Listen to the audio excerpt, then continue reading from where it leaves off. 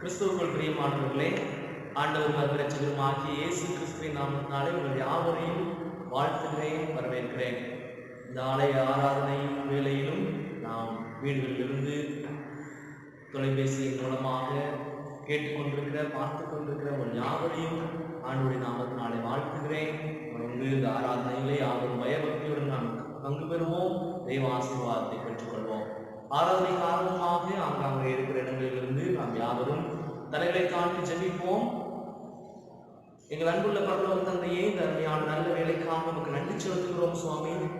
அருமையான வேலையிலும் அப்பா நாங்கள் ஆலயத்திற்கு வர முடியாத சூழ்நிலை, ஆனாலும் ஆண்டவரே நாங்கள் உண்மை வாஞ்சித்து கதறுகிறோம் அப்பா. உடைய பிரசன்னத்திற்காக உண்மை நோக்கி பார்க்கிறோம் அப்பா.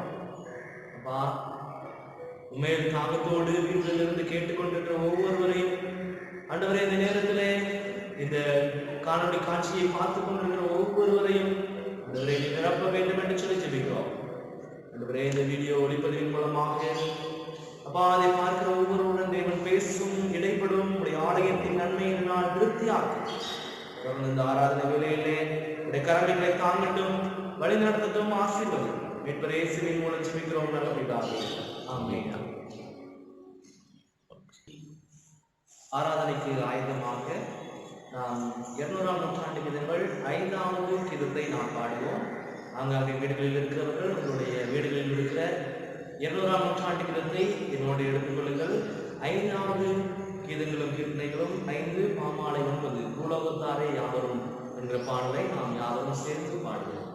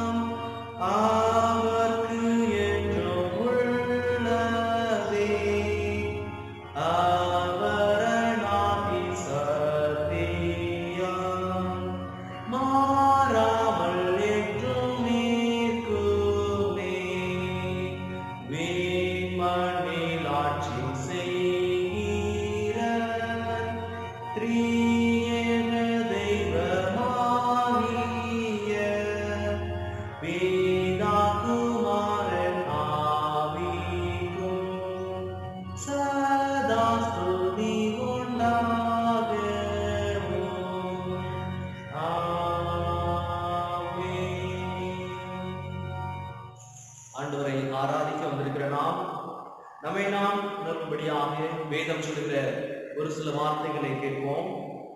துன்மார்க்கன் தான் சில துன்மார்க்கத்தை விட்டு விலகி நியாயத்தையும் நீதியும் செய்வானையாகில் அவன் தன் ஆத்மாவை குறைக்கப்படுவான். நம்முடைய தேவனாகிய ஆண்டவருக்கு விரோதமாக நாம் கலகம் பண்ணி அவர் நமக்கு முன்பாக வைத்த நியாய பிரமாணங்களின்படி நடக்கத்தக்கதாக நாம் அவருடைய சத்தத்திற்கு செவிப்படாமல் போனோம்.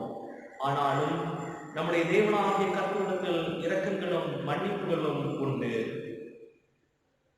நமக்கு பாவம் இல்லை என்போமானால் நாமே வஞ்சிக்கிறவராயிருப்போம், சத்தியம் நமக்குள் இராது. நம்முடைய பாவங்களை நாம் அறிக்கையிட்டால் எல்லா அநியாயத்தையும் நீக்கி நம்மை சுத்திகரிப்பதற்கு கர்த்தர் உண்மையும் நீதியும் உள்ளவராக இருக்கிறார்.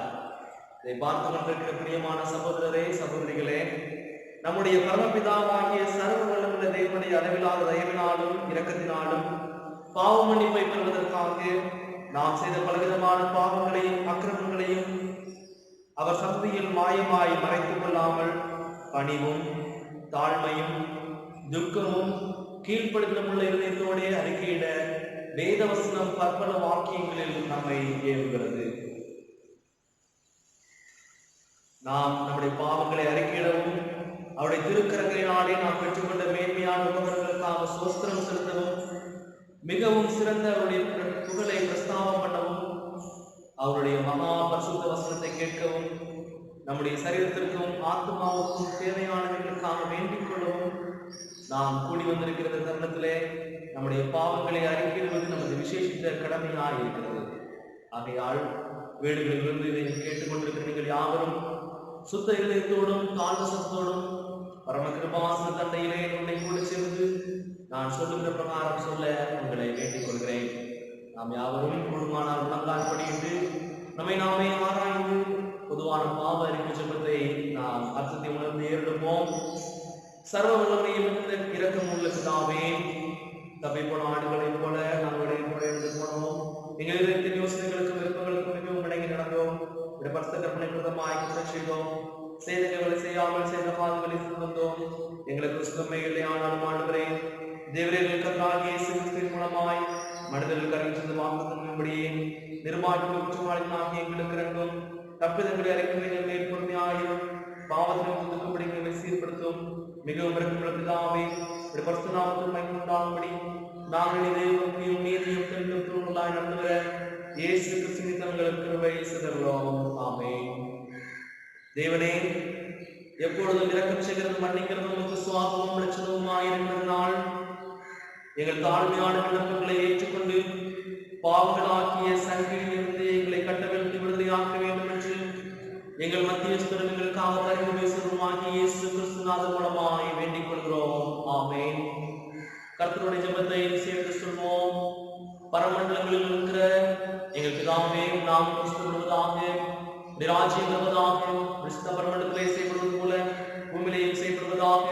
அண்டப்பதை எடுத்தாலும் எங்களுக்கு பிரதமாய் குற்றங்களுக்கு நாங்கள் மன்னிக்கிறது போல எங்கள் குற்றங்களை எங்களுக்கு மன்னியும். எங்களை சோதனைக்குள் பிரவேசிக்க பண்ணாமல் தீமையை ரசித்துக் கொள்ளும். ராஜ்யமும் வல்லமையும் மகிமையும் நினைக்கும் உடவிகளே. ஆமென். வேத பகுதி வாசிக்க கேட்போம். வாசிக்கும்படியாக தெரிந்து கொள்ளப்பட்ட வேத பகுதி பரிசுத்த யோவான் எழுதிய சுவிசேஷம் 21ஆம் அதிகாரம் 15 முதல் 25 வசனங்கள். யோவான் 21ஆம் அதிகாரம் வசனம் 15 முதல் 25 வரை. புதிய பாட்டிலே 160வது பக்கம். இதை பார்த்துட்டு எல்லாரும் உங்களுடைய வேதாகமத்தை எடுத்துக்கொள்ளுங்கள். வேத பகுதியை எல்லாரும் இணைந்து நம்ம வாசிப்போம். யோவான் 21ஆம் அதிகாரம் 15 முதல் 25 வசனங்கள்.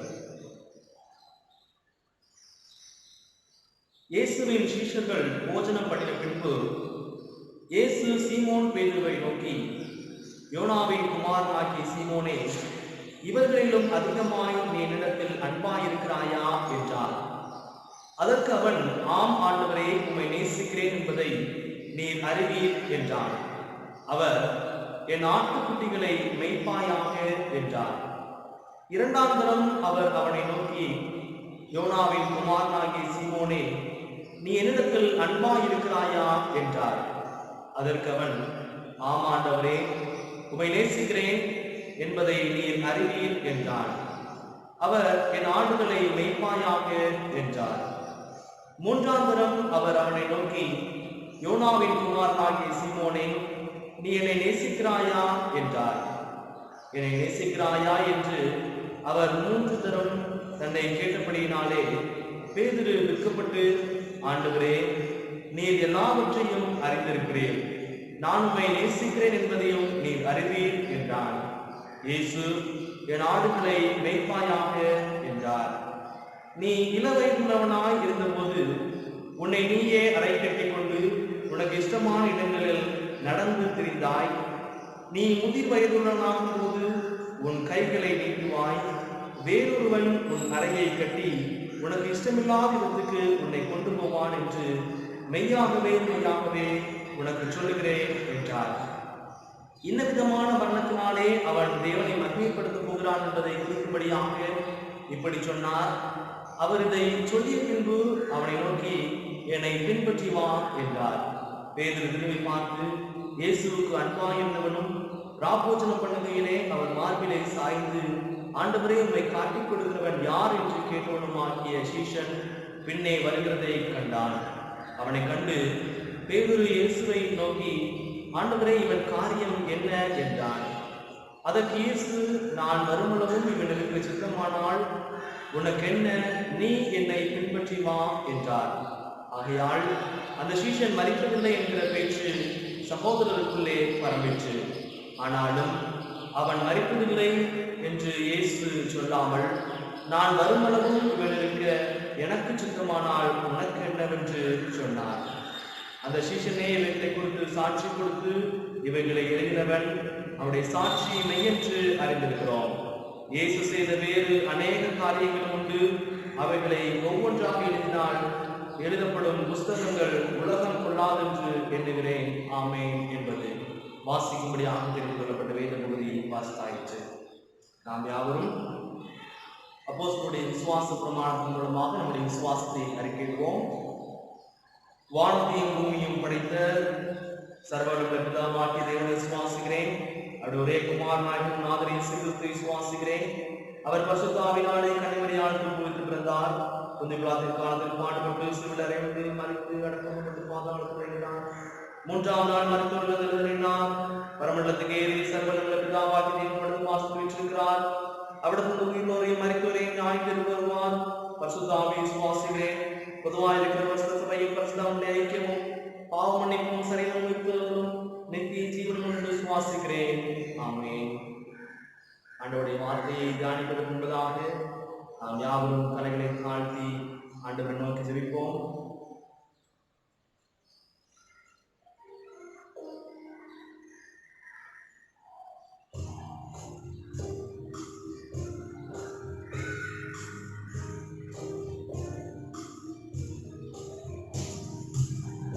வசனம் தியானிக்கையில் இதயமதில் ஆறுதலே. வசனம் தியானிக்கையில் இதயமதில் ஆறுதலே. காரிருளில் நடக்கையிலே தீபமாக வழி நடத்தும். நடக்கையிலே தீபமாக வழி நடத்தும். திருக்கரத்தாள் தாங்கி என்னை திருச்சித்தம் போல் நடத்திடுமே. குயவன் கையில் களிமண்ணால் அனுதினம் நீ வணைத்திடுமே. குயவன் கையில்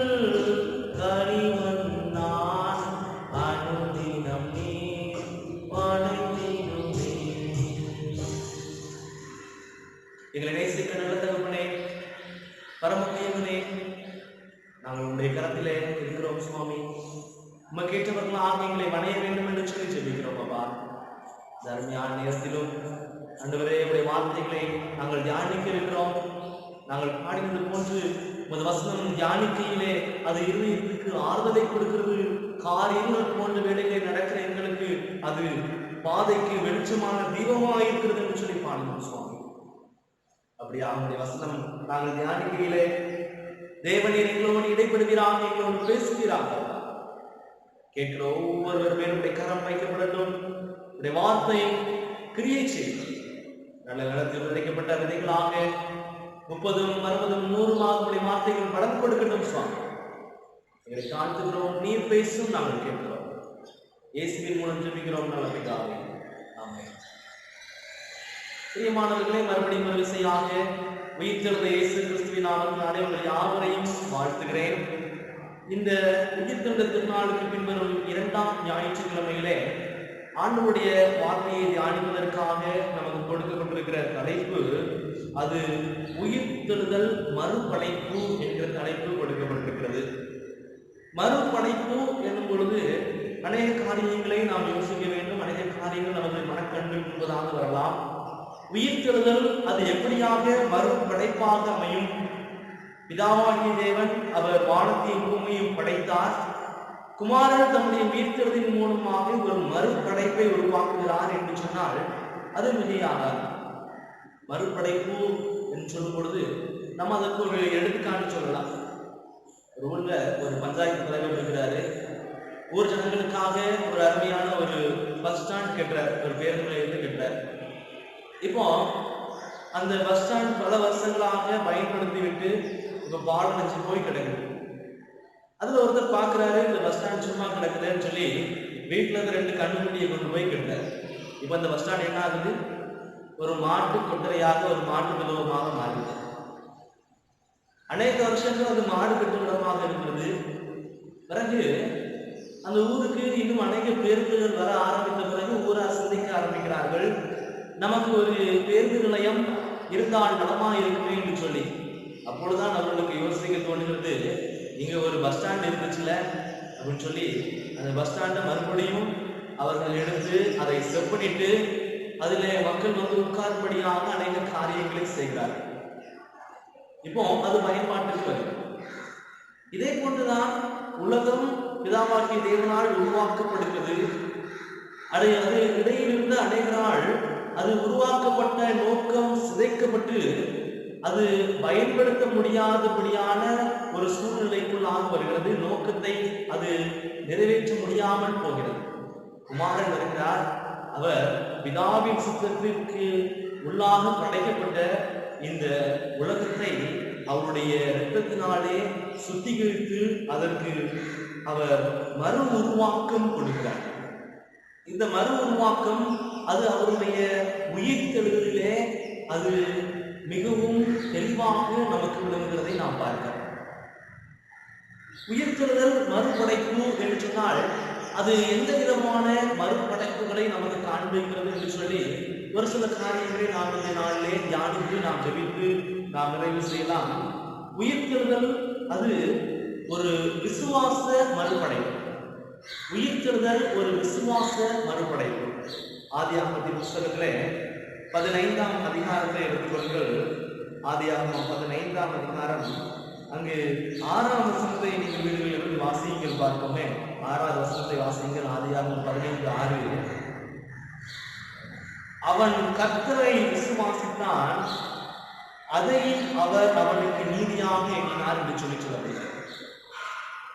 ஆதாம் ஏவாளை ஆண்டவர் படைக்கிறார். ஆதாம் ஏவாள் தன்னை சார்ந்திருக்க வேண்டும், தன்னை விசுவாசிக்க வேண்டும், விசுவாசத்தால் எல்லா காரியங்களையும் பெற்றுக்கொள்ள வேண்டும் சொல்லி ஆண்டவர் நினைக்கிறார். ஆனால் அந்த ஆதாம் ஏவாளாகிய நம்முடைய ஆதிபிதாக்கள் அவர்கள் ஆண்டவருடைய வார்த்தையை விசுவாசியாமல் அந்த சர்ப்பம் சொன்ன வார்த்தையை விசுவாசித்து அந்த தவறை அவர்கள் செய்ய உடன்படுகிறார்கள். அங்கு தோட்டத்திலிருந்து விரட்டப்படுகிறார்கள். ஆனால் இந்த ஆபிரகாம் என்ன செய்கிறார் பாருங்கள், அவர் விசுவாசத்தை காத்துக்கொண்டு ஆண்டவரால் நீதிமானாக பார்க்கப்படுகிறார். எனவே இந்த ஆபிரகாமின் சந்ததியை ஆண்டவர் தெரிந்து கொண்டு அவர்களை ஊர் பட்டணத்திலிருந்து அவர்களை பிரித்து எடுக்கிறார். அவர்களை பெயர் சொல்லி அழைத்து தனியாக எடுத்து அவர்களை விசுவாசத்தில் வளரச் செய்ய அநேக காரியங்களை ஆபிரகாமுக்கு வெளிப்படுத்துகிறார். அவனுக்கு குழந்தை இல்லாதிருந்தும் விசுவாசித்து அவன் ஆண்டவரை பற்றி கொள்ள அவனுக்கு உதவி செய்தார். எனவே அவருடைய சந்ததியை அவர் விசுவாச சந்ததியாக, அவர் விசுவாசத்தில் மக்கள் ஊன்றியிருப்பார்கள் என்று சொல்லி அவர் அந்த சந்ததியை சிறப்பு வாய்ந்த சந்ததியாக தனக்கென்று தெரிந்தெடுக்கிறார். ஆபிரகாம் விசுவாசிக்கிறார் ஆண்டவரை, ஈசாக்கு விசுவாசிக்கிறார் ஆண்டவரை, யாக்கோபு விசுவாசிக்கிறார். அதற்கு முன்பதாக நாம் பார்த்தோம் என்று சொன்னால் விசுவாச பாதையில் நடக்க ஆண்டவர் அநேக கட்டளைகளை கொடுக்கிறார். 10 கட்டளைகளை கொடுக்கிறார். மோசேக்கு அநேக காரியங்களை சொல்லிக் கொடுக்கிறார். மோசே இவற்றின் மூலமாக அநேக கட்டளைகளை அவர் இஸ்ரவேல் மக்களுக்கு எழுதி கொடுக்கிறார். மோசையின் மூலமாக சொல்லப்பட்ட அந்த மொசாயினிக் லா என்று சொல்லப்படுகிற கட்டளைகள் இன்றளவும் யூதர்களால் பின்பற்றப்பட்டு வருகிறது. 613 மொசாயினிக் லா என்று சொல்லப்படுகிற மோசையினால் கொடுக்கப்பட்ட கட்டளைகள் அவைகள் பின்பற்றப்பட்டு வருகிறது. ஆனால் இந்த கட்டளைகள் அவர்களை விசுவாச பாதையிலே நடத்தவில்லை. ஆண்டவர் எதிர்பார்த்த அந்த விசுவாசத்தை அது அவர்களுக்கு கொடுக்கவில்லை என்பதுதான் அந்த உண்மை. அங்கு மத்தேயு எழுதின சுவிசேஷம் 12ஆம் அதிகாரத்தை திருப்பிக் கொள்ளுங்கள். மத்தேயு 12ஆம் அதிகாரத்திலே 6ஆம் வசனத்தை பாருங்கள். மத்தேயு 12:6. அங்கு ஆண்டவர் இந்த காரியங்களை அங்கு தெளிவாக சொல்வதை நாம் பார்க்கலாம். ஆண்டவர் தேவாலயத்துக்கு போகிறாரு. இந்த காரியங்களை அங்கிருந்து பரிசேயர் சதுசேயர் என்பதாக அவர் சொல்லுகிறதை நாம் இந்த வசனங்களிலே பார்க்கலாம். அவர்கள் இந்த கட்டளைகளை மிகவும் கருத்தாக பின்பற்றினார்கள். ஆனால் கட்டளைகளை தந்த தேவனை பின்பற்றுவதை அவர்கள் மறந்துவிட்டார்கள். கட்டளைகளை பின்பற்றுவதில் அவங்க கருத்தா இருக்கிறாங்க. கட்டளையை தந்த கடவுளை பின்பற்றுவதிலே அவர்கள் தவறிவிட்டார்கள். அங்கு சொல்லப்பட்டிருக்கிறது, ஓய்வு நாளை அவர்கள் மிகவும் சரியாக ஆசரித்தார்கள். ஆனால் ஓய்வு நாளை உண்டாக்கிய தேவனை மறந்தார்கள். அதே போன்று தேவாலயத்தில் இருக்கிற பொருட்களை அவர்கள் மிக மகிமை உள்ளதாக, ஆசீர்வதிக்கப்பட்டதாக, ஆசீர்வாதத்தை கொடுக்கிறதாக அவர்கள் பார்த்தார்கள். தேவாலயத்திலே ஒரு பெரிய மகிமை இருப்பதாக இருந்தார். ஆனால் தேவாலயத்தை விட பெரியதாக இருக்கிற தேவனுடைய சமூகத்தை அவர்கள் தேட வந்தார்கள். ஆண்டவர் இந்த காரியத்தை அங்கு பார்க்கிறார். ஒருவேளை இயேசுடைய வாழ்வை நாம் எடுத்தோம் என்று சொன்னால் அது ஜனங்களுக்கு விசுவாசம் கொடுக்கிற வாழ்வாக தான் அமைந்துள்ளது. குருடர், சப்பானியர், செவிடர் என்று சொல்லி பல வித நோய்களினால் பாதிக்கப்பட்டவர்கள், பிசாசு போராட்டங்களினால் பாதிக்கப்பட்டவர்கள் இயேசுவை தேடி கூட்டம் கூட்டமாக வருகிறார்கள்.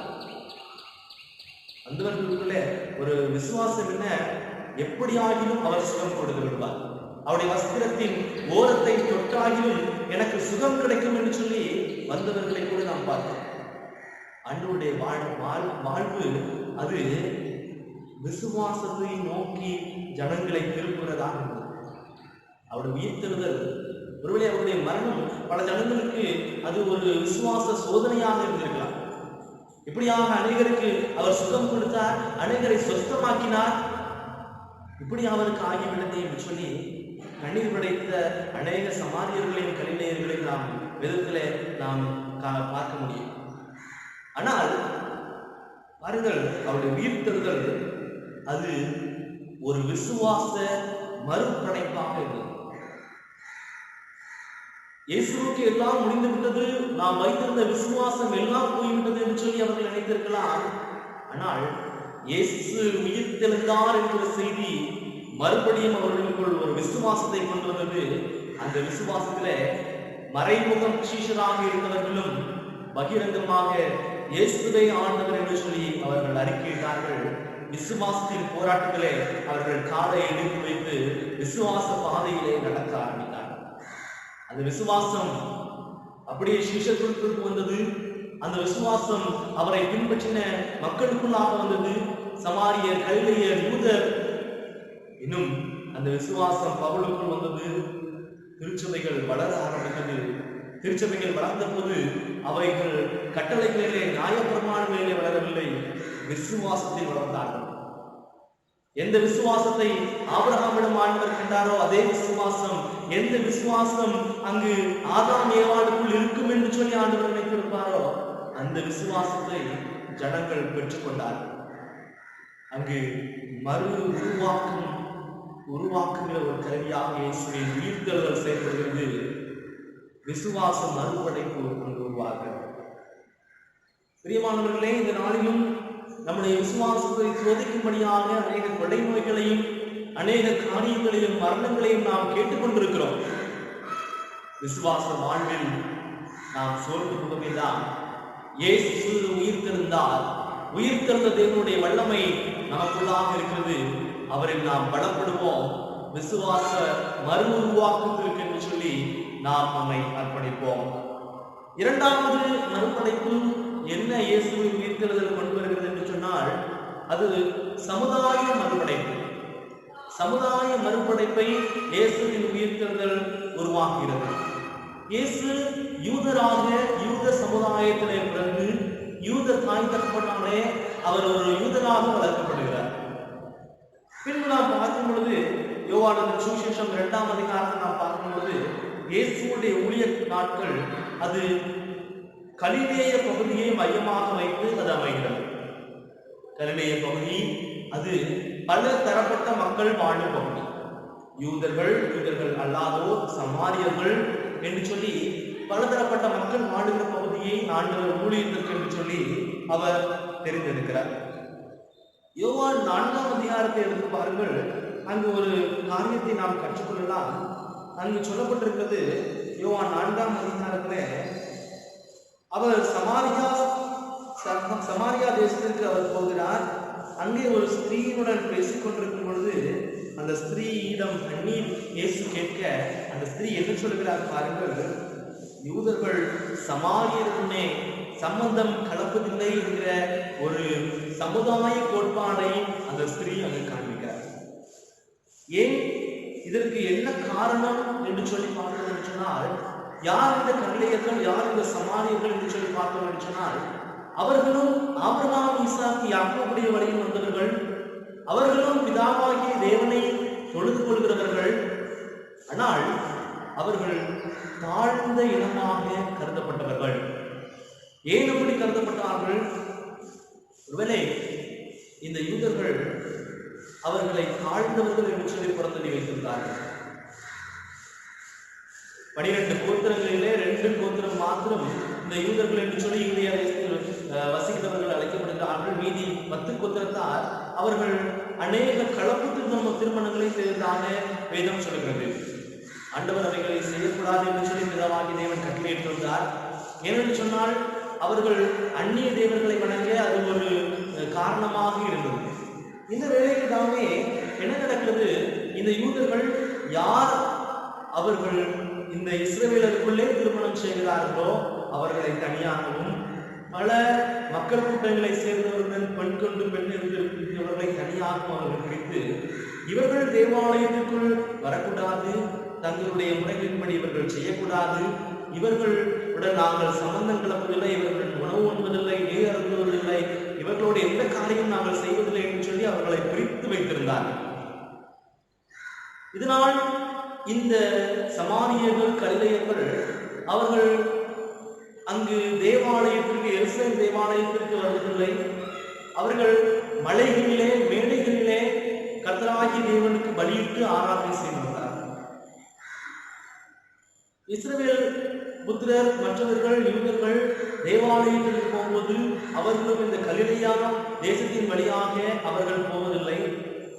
அவர்கள் தீர்சீதம் பட்டணங்களை சுற்றி அவர்கள் தேவாலயத்திற்கு போகும்போது அவர்களுக்கு வழக்கமாக இருந்தது. இப்படி சமுதாயத்தில் தாழ்ந்தோர் என்று சொல்லப்பட்டு ஒதுக்கி வைக்கப்பட்டிருந்த மக்களுக்கு ஆண்டவர் அங்கு அனுகூலராயிருந்து அவர்களுக்கு உதவி செய்து அவர் தன்னுடைய ஊழியத்தை அங்கு ஆரம்பிக்கிறார். ஊழியத்தை ஆரம்பித்த நேரம் 3 ஆண்டுகள் அங்கு ஒவ்வொரு இடங்களாக சுற்றி திரிந்து அநேக மக்களை தமக்கென்று அவர் தெரிந்தெடுத்து அநேகருக்குள்ளே தேவராஜ்யத்தை குறித்து அநேக உவமைகளினாலே அவர்களுக்கு புத்தி சொல்கிறார். இன்னும் நாம் பார்க்கும் பொழுது மத்தேயு 28ஆம் அதிகாரம் 7ஆம் வசனத்துல ஒரு காரியத்தை நாம் பார்க்க முடியும். மத்தேயு 28ஆம் அதிகாரம் திருப்பிக் கொள்ளுங்கள். உயிர்த்தெழுந்த தேவன் அவர் சீஷர்களுக்கு முதலில் ஒரு காரியத்தை அவர் சொல்லுகிறார். என்ன சொல்லுகிறார்? நீங்கள் புறப்பட்டு சீஷர்களிடத்தில் சொல்லுங்கள், நான் கலிலேயாவுக்கு போகிறேன் என்று சொல்லி. அவரை காண நீங்கள் எல்லாரும் கலிலேயாவுக்கு போங்கள் என்று கட்டளை கொடுக்கப்பட்டிருக்கிறது. உயிர்த்தெழுந்த தேவன் அவர் மறுபடியுமாக கலிலேயாவுக்கு போகிறார். இது ஒரு சமுதாய மறுபடைப்பு. எப்படி இது சமுதாய மறுபடைப்பு என்று சொல்லி நாம் பார்த்தோம் என்று சொன்னால், ஆதியாகமத்தின் புஸ்தகம் 1ஆம் அதிகாரம் 27ஆம் வசனத்திலே நாம் பார்க்கும் பொழுது, ஆதியாகமம் 1ஆம் அதிகாரம் 27ஆம் வசனத்தை நான் வாசிக்கிறேன், கேளுங்கள். தேவன் தம்முடைய சாயலாக மனுஷனை சிருஷ்டித்தார். அவனை தேவ சாயலாகவே சிருஷ்டித்தார். ஆணும் பெண்ணுமாக அவர்களை சிருஷ்டித்தார். மனிதர்களை தேவன் தம்முடைய சாயலாக படைக்கிறார். ஆணும் பெண்ணுமாக அவருடைய சாயலாகவே படைக்கிறார். அவர்களுக்குள் எந்த ஏற்றத்தாழ்வும் ஆண்டவர் உருவாக்கவில்லை. இது படைப்பு. பின்பு ஆண் உயர்ந்தவன் பெண் தாழ்ந்தவள் என்று சொல்லி அங்கு தாழ்வு ஆரம்பிக்கிறது. அதைத் தொடர்ந்து இந்த சமுதாயத்தில் உயர்ந்தவர்கள் இவர்கள் தாழ்ந்தவர்கள் என்று சொல்லி மனிதன் பேருந்து நிலையத்தை மாட்டுக்குட்டையாக மாட்டுவது போன்று ஆண்டவருடைய படைப்பில் அநேக காரியங்களை மனிதர்கள் உட்புகுத்தி ஆண்டவரின் நோக்கத்தை நாசப்படுத்துகிறார்கள். ஆண்டவர் பார்க்கிறார், இயேசுவானவர் நம்முடைய ஊழியத்திலே இதை சரி செய்கிறார். நம்முடைய உயிர்த்தெழுதலிலே இதற்கு மறு உருவாக்கம் கொடுக்கிறார். பாருங்கள், யோவான் எழுதின சுவிசேஷம் 21ஆம் அதிகாரத்திலே நீங்கள் பார்த்து நாம் சென்ற வார்த்தையை பார்த்தோம். அங்கு இயேசு யாருக்கு முதலில் தரிசனமாகிறார்? ஒரு பெண்ணுக்கு. அப்போஸ்தலர்கள் என்பவர்கள் உயிர்த்தெழுந்த கிறிஸ்துவை கண்ணால் கண்டவர்கள். அவர்கள் முதல் அப்போஸ்தலர் யார் என்று சொன்னால் மகதலேனா மரியாள் என்ற ஒரு பெண். சமுதாய வேற்றுமைகளை அவர் களைந்து எல்லாம் சமம் என்று சொல்லி சமத்துவ சமுதாயத்தை ஆண்டவர் ஏற்படுத்துகிறார். எனவேதான் தாழ்த்தப்பட்ட மக்கள் என்று சொல்லப்படுகிற மக்கள் வாழ்ந்த அந்த கலிலேய பகுதிக்கு அவர் கடந்து செல்கிறார். சமுதாயத்திலே ஒரு மறு உருவாக்கத்தை, ஒரு மறு படைப்பை இயேசு கிறிஸ்துவின் உயிர்த்தெழுதல் அது கொடுக்கிறது. பிரியமானவர்களே, கிறிஸ்துவின் பிள்ளைகள் இயேசுவின் இரத்தத்தினாலே சொந்தமாக்கப்பட்டவர்கள் என்று சொல்கிற நாம் சமுதாயத்தில் ஏற்றம் இரக்கம் என்று சொல்லி பார்த்து கொண்டிருக்கலாம். இந்த காரியத்திலே நாம் நம்மை மறு உருவாக்கம் அடைய ஆண்டவருடைய களத்திலே நாம் அர்ப்பணிப்போம். ஒருவேளை நாம் பாருங்க, கொரோனா என்ற ஒரு நோய் அது பரவி கொண்டிருப்பதை நாம் பார்க்கிறோம். சமுதாயத்திலே உயர்ந்தவர் என்றும் இல்லை, தாழ்ந்தவர் என்றும் இல்லை, எல்லாரும் சமம்தான் என்று சொல்லி எல்லாரும் வீடுகளிலே அடைந்திருப்பது இதற்கு முன்பதாக சமுதாயத்தில் சமத்துவத்தை நமக்கு காண்பிக்கிறது. ஆனாலும் பிரியமானவர்களே, நாம் நம்முடைய வாழ்விலே ஒரு சமத்துவத்தை கைக்கொள்ள இயேசுவின் உயிர்த்தெழுதல் ஒரு மறு உருவாக்கத்தை நமக்கு முன் கொண்டு வந்து காண்பிக்கிறது. அந்த மறு உருவாக்கத்தின் கருவியாக நம்மை நாம் அர்ப்பணிப்போம்.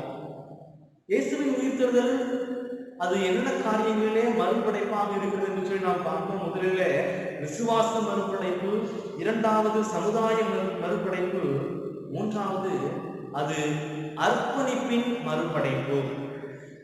நாம் வாசித்த வேத பகுதியை திருப்பிக் கொள்ளுங்கள். யோவான் எழுதின சுவிசேஷம் 21ஆம் அதிகாரத்தை நாம் திருப்பிக் கொள்வோம்.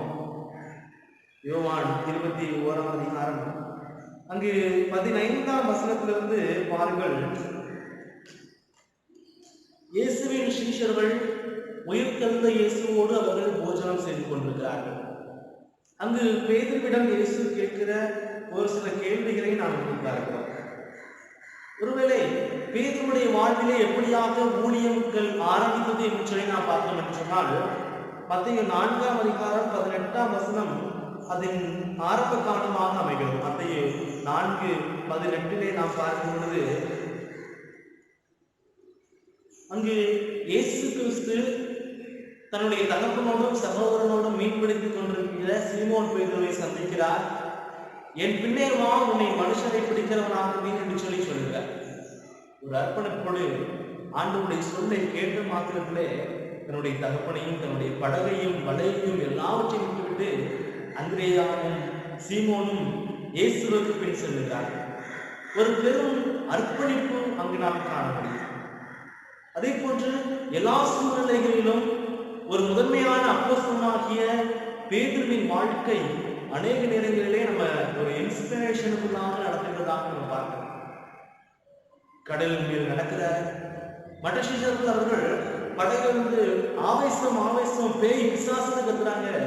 ஆனா பேதுரு அவர் கடல்ல இறங்கி நடந்த அந்த அற்புதத்தின் பங்காளனாக மாறும் அளவு அவருக்குள் ஒரு பெரிய மாற்றத்தை ஏற்படுத்த அவர் காரணராக அமைகிறார். பாருங்கள், அதே போன்று முதன்மையான சீஷனாக அற்புத அதிசயங்கள் பல காரியங்களிலே இயேசுவோடு உன்னிப்பாக நின்று செயல்படுகிற ஒரு சிஷ்யனாக அவர் இருக்கிறார். இப்போ அவருக்குள்ள ஒரு ஏக்கம், ஒரு பயம், திகில், கலக்கம் என்று சொல்லி அநேக காரியங்கள் அவருக்குள் வந்து கொண்டிருப்பதை நாம் பார்க்கிறோம். ஏன் இதற்கு என்ன காரணம் என்று சொன்னால், 3.5 ஆண்டுகள் நம்மோடு இருந்த தேவன் அற்புதங்களையும் அதிசயங்களையும் அவர் செய்தாரே, இப்பொழுது அவர் மரித்து அடக்கம் பண்ணப்பட்டு விட்டார். இனி நாம் என்ன செய்வோம்? ஒரு திகில்.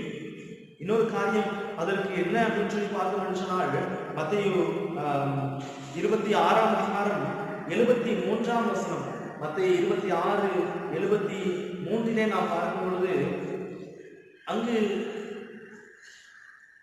பேதுருவை அநேகர் அடையாளம் கண்டு கொண்டிருந்தவர்களாக இருந்தார்கள். அங்கு பிரதான ஆசாரியனுடைய அரண்மனையில் வேலை செய்கிற ஒரு பெண் கூட பேதுருவிடத்துல வருகின்ற கேட்கிறார், நீயும் இயேசுவோடு இருந்தவர் தானே என்று சொல்லி கேட்கிறார். ஏனென்று சொன்னால், பேதுரு எல்லா காரியங்களிலும் இயேசுக்கு முற்றாக இருந்து செய்கிறதுனாலே அநேகருக்கு அறிமுகமானவராக இருந்திருக்கக்கூடும். இதனால அடுத்தது நம்ம தான் கொல்ல போறாங்க என்ற ஒரு பயம் அவருக்குள்ள வந்துச்சு. இதனால் அவர் என்ன செய்கிறார்? பூட்டிய வீட்டுக்குள்ளாக இருந்து என்ன செய்வது என்று சொல்லி ஒரு ஏக்கம். அடுத்ததாக பார்க்கும் பொழுது, அவர் யோவான் 21ஆம் அதிகாரம் முதல் 14 வசனங்களை பாருங்கள். 1ஆம் வசனத்தில் சொல்கிறது, நான் மீன் பிடிக்க போறேன், நீங்க யாரெல்லாம் வரீங்கன்னு சொல்லி அந்த சீஷர்களை மீன் பிடிப்பதற்காக அழைத்து சொல்கிறார். அர்ப்பணிப்பின் வாழ்வில் ஒரு பெரிய மாற்றம். அதுக்கு முன்னதாக யோவான் 26ஆம் அதிகாரம் 24ஆம் வசனத்திலே 3 தடவை அவர் மறுதலிப்பதை நாம் பார்க்கிறோம். இப்போ இயேசுவின் உயிர்த்தெழுதல் அங்கு ஒரு மறுபடைப்பு உருவாக்குகிறது. அர்ப்பணிப்பின் வாழ்வில் தவறி போன அவருக்கு ஒரு மறு அர்ப்பணிப்புக்கு பாதையை ஏற்படுத்துகிறது. என்ன நிகழ்கிறது பாருங்கள். 3 தரம் மறுதலித்து அவர் 3 தரம் தன்னை மறுபடியும் அர்ப்பணிக்கிறார், அறிக்கையிடுகிறார், ஆண்டவரே, நான் உங்களுடைய ஆடுகளை மேய்ப்பேன் என்று சொல்லி. ஒருவேளை இந்த சூழ்நிலையிலே நாம் நம்முடைய அர்ப்பணிப்பின் பாதையிலே வழிதப்பி போயிருக்கலாம். ஜெபம், வேத வாசிப்பு என்று சொல்லி பல நேரங்களிலே நாம் நேரத்தை ஒதுக்க முடியாதவர்களாக மாறியிருக்கலாம். ஏன் ஆண்டவரே இந்த அழிவுகள், ஏன் இந்த மரணங்கள் என்று சொல்லி இந்த பரவி கொண்டிருக்கிற கொரோனா நோயை பார்த்து நாம் கதி கலங்கி போயிருக்கிறோம். ஆண்டவருடைய பாதையிலே இந்த அர்ப்பணிப்பில் நாம் மறு உருவாக்க நம்மை நாம் அர்ப்பணிப்போம். ஆண்டவர் இந்த அர்ப்பணிப்பின் பாதையிலே நம்மை மறுபடியும் வணைந்து உருவாக்க, உயவனே என்னை வணையுமே என்று சொல்லி ஆண்டவர் நோக்கி நாம் பார்ப்போம், அர்ப்பணிப்போம். அப்படியே எல்லாரும் தலைகளை தாழ்த்தி நாம் ஜெபிப்போம். நாம் தியானித்த வார்த்தைகளை மனக்கண்களுடன் கொண்டு வருவோம். ஆண்டவருடைய உயிர்த்தெழுதல் அது ஒரு மறுபடைப்பு என்று சொல்லி பார்த்தோம். அது ஒரு விசுவாச மறுபடைப்பு. விசுவாச பாதையிலே நடத்த ஆண்டவருடைய உயிர்த்தெழுதல் ஒரு கருவியாக மறுபடியும் விசுவாசத்தை கொண்டு வருகிறதாக. அதே போன்று ஆண்டவருடைய உயிர்த்தெழுதல் அது ஒரு சமத்துவ சமுதாயத்தை மறுஉருவாக்கிற்று. அதே போன்று ஆண்டவருடைய உயிர்த்தெழுதல் அது ஒரு அர்ப்பணிப்பின் பாதையை மறுஉருவாக்கம் செய்யும். ஆண்டவரே, எனக்குள் நான் விசுவாசத்தில் எப்படி நோக்கி பார்க்கிற ஒரு மறு உருவாக்கத்தை தாரும் சுவாமி. நான் சமத்துவத்திலே மறு உருவாக்கப்பட, உயர்ந்தவன் என்றுமில்லை, தாழ்ந்தவன் என்றுமில்லை, கிறிஸ்தேசுவுக்கு நாம் எல்லாரும் ஒன்றாயிருக்கிறோம் என்று சொல்லி அன்று பவுல் சொல்லிக் கொண்டு நானும் என்னுடைய வாயினால் நடக்கையினால் அறிக்கை செய்து மறு உருவாக்கப்பட தேவனுடைய விஷயம் என்று சொல்லிக்கிறேன். அதே போன்று அர்ப்பணிப்பின் பாதையை தொடர்ந்து முன்னேற ஆண்டவருடைய வழிகாட்டுதல் நமக்கு தேவை. ஆண்டவரே, பின்வாங்கி போன சூழ்நிலையில் இருந்திருப்போம் என்று சொன்னார். என்னை மறுபடியும் அர்ப்பணிக்கிறேன் சுவாமி, நீர் என்னை பயன்படுத்தும் பணையும் என்று சொல்லி ஆண்டவர் நோக்கி பார்த்தார். அப்படியாக நாம் கண்களை மூடி கைகளை தூக்கி ஆண்டவர் நோக்கி செல்வோம். எங்கள் அன்பின் ஆண்டவரே, எங்களோடு பேசிய வார்த்தைகளுக்காக நன்றி அப்பா. நாங்கள் கேட்ட வார்த்தைகளின்படி ஆண்டவரே, நாங்கள் மறு உருவாக்கப்பட்டு நம்முடைய உயிர்த்தெழுதல் ஆகிய மறுபடைப்புகளாக நாங்கள் பங்காளிகளாக சேர்க்கப்பட்டு எங்களுடைய விசுவாச வாழ்வை வளர்ந்தபடியாக தேவாதி தேவன் கிரியை செய்ய வேண்டும் என்று சொல்லி சொல்கிறோம். நாங்கள் கேட்ட வார்த்தைகள் நல்ல இடத்தில் விழுந்தவர்களாக 30, 60, 100 பலன் கொடுக்கத்தக்கதாக தேவாதி தேவன் நீருக்கு கிரியைகளை நடத்தி எங்களை தாழ்த்துகிறோம். நீர் பொருட்படுத்துகிறோம் வழிபடுகிறோம்.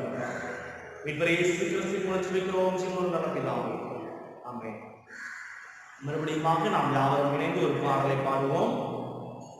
கீதங்களும் கீர்த்தனைகளும் பாடல் கொண்டிருக்கிறேன். 185வது பாடலை நாம் எல்லாரும் சேர்ந்து பாடுவோம். எல்லாரும் கீதங்களும் கீர்த்தனைகளும் எடுத்துக்கொள்ளுங்க. 185வது பாடல் ஒருமானால் நாம் எல்லாரும் எழுந்தின்று ஆண்டு நோக்கி பாடுவோம். வாழ்க வாழ்க கிறிஸ்து ஆயரே, யுகா யுகம் துதி உமக்கு என்கிற எல்லாருக்கும் தெரிந்த பாடல். கீதங்களும் கீர்த்தனைகள் 185 நாம் யாவரும் சேர்ந்து பாடுவோம்.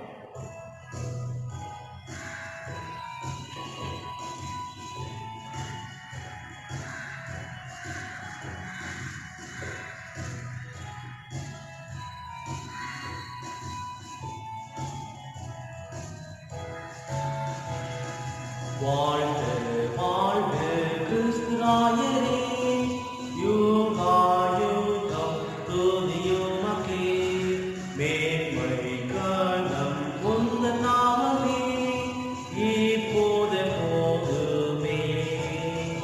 வாழ்க வாழ்க நீரே வாழ்க, மாட்சி மிகு மோட்ச வேந்த நீர் வாழ்க, நீரே வாழ்க, பெரும் துதியேற்பே. வாழ்த்தும் வாழ்த்தும் வானுசேனையே, பாடலோடு அவர் பாதமே, மாந்த ஞானம் சேர்ந்து பாடுமே, ராஜாதி ராஜரே. வாழ்க வாழ்க நீரே வாழ்க, மாட்சி மிகு மோட்ச வேந்த நீர் வாழ்க, நீரே வாழ்க, பெரும் துதியேற்பே. பாவம் பேயை வென்ற வீரரே, தூய ஆவியம்மையாளவே, உங்கள் நாமத்தில் ஜெயிப்போமே, என்றென்றும் வாழ்கவே. வாழ்க வாழ்க நீரே வாழ்க, மாட்சி மிகு மோட்ச வேந்த நீர் வாழ்க, நீரே வாழ்க, பெரும் துதியேற்பே. எல்லாரும் ஆண்டவரை நோக்கி பார்த்து நாம் ஜெபிப்போம். எங்கள் அன்புள்ள பரலோக தந்தையே, தர்மியான கர்த்தருடைய நாளின் வேலைக்காக நமக்கு நன்றி செலுத்துகிறோம். நாங்கள் எல்லாரும் ஒருவரோடு நோக்கி பார்க்க, துதிக்க, ஜெபிக்க தேவனைகளுக்கு பாராட்டிய கிருபைக்காக நன்றி. உடைய வார்த்தைகளை தியானித்தோம். உடைய வார்த்தைகள் மூலமாக நீர் எங்களோடு பேசினீரே, நன்றி சுவாமி. தர்மியான வேலையிலும் எங்களை உடைய கருத்து நாங்கள் அர்ப்பணிக்கிறோம். அப்பா அப்பா, இம்மட்டும் நாங்கள் உயிரோடு இருப்பது நீர் எங்களுக்கு பாராட்டிய கிருபை சுவாமி. அந்த கிருபைக்காக நமக்கு நன்றி செலுத்துகிறோம். தொடர்ந்து உங்கள் கிருபையினால் எங்களை எங்கள் குடும்பங்கள் ஒவ்வொன்றையும், எங்கள் திருச்சபைகள் ஒவ்வொன்றையும் தேவன் நிரப்ப வேண்டும் என்று சொல்லி ஜெபிக்கிறோம். எங்கள் திருச்சபைக்காக ஜெபிக்கிறோம். அப்பா, நம்முடைய ஆலயங்கள் அணைப்பட்டுக் கொண்டிருக்கிற சூழ்நிலை அப்பா, உடைய பிள்ளைகள் ஒவ்வொரு விசுவாசத்தில் வளர்ந்தேற ஒவ்வொரு குடும்பங்களிலும் தேவன் இடைப்படுகிறார். ஆவிக்குரிய காரியங்களிலே உன்னத ஆசீர்வாதங்களினால் பிள்ளைகள் நிரப்பும் என்று சொல்லி ஜெபிக்கிறோம். அப்பா அப்பா, உடைய ஆசீர்வாதமே ஆண்டவரே, அதை நாங்கள் பெற்றுக்கொள்ள ஆவிக்குரிய காரியங்களில் ஒவ்வொரு குடும்பங்களிலும் குடும்ப ஜெபங்கள், வேத தியானங்கள் நடைபெறட்டும்.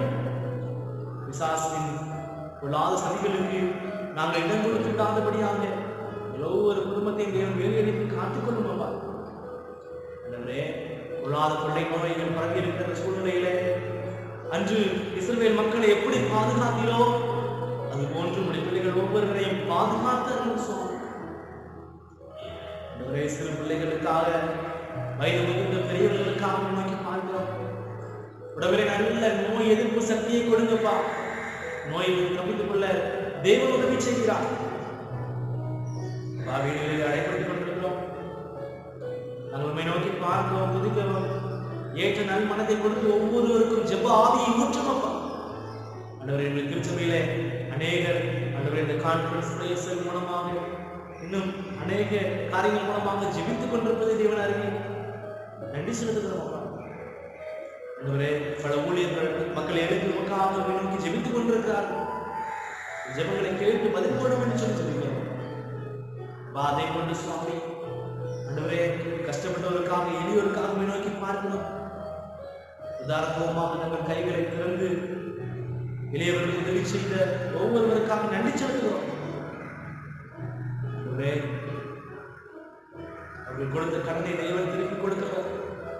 உமக்கு கடன் கொடுத்திருக்கிறார்கள். தேவன் அதற்குரிய நன்மைகள் அவருடைய குடும்பத்தை தங்கும்படியாக செய்யும். அபாதை போன்று எங்களுடைய தேசத்திலே நோய் பரவுதலை கட்டுப்படுத்திக் கொண்டிருக்கிற ஒவ்வொரு மருத்துவர்களுக்காக நோக்கி பார்க்கிறோம்.